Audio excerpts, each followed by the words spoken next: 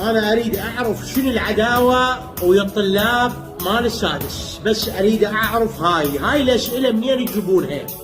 أكو طلاب عم نعرفهم لا ليل ولا نهار، ودورات ومعلمين ودورات خصوصي، وعيونه ما تشوف من القراية، ما يشوف عيونه، ما يشوف ليل ونهار، وشاطر ويابها من الأول ابتدائي لما وصل للسادس كله معدلات ترفع الراس.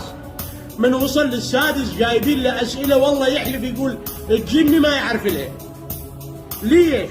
حسبة ابنك تعطيه أسئلة، حسبة ابنك. احنا عداوة هي فوق مال المدرسة تصمت صمت من الحار، فوق مال ما يحار، فوق ما الدنيا تفور وجايب له أسئلة تفور. ليش؟ مو هم ذولا مستقبل العراق؟ حسباتكم ولدكم يا مسؤولين هم مستقبل العراق؟ لا، هاي الشباب، هاي الورود. ليش هاي عداوة الشعب العراقي؟ ليش هالظلم؟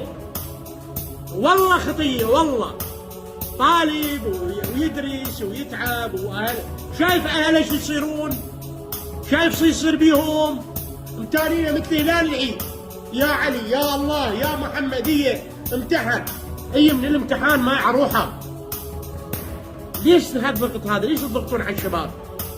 ليش تضغطون على الطلاب؟ ليش تضغطون على يا اخي الشباب؟ هاي ورود، والله ورود، غير بنياتنا وولدنا هم. ما تقول لي شمال كام، ما تقول لي شبيه كام، ما تقول لي توفيقكم مستردف ارنوب. والله خطيه عليكم، والله الطالب يطلع يلودي. الله اكبر يا اخي، الله بالاسئله. احس بابنك، احس بابنك.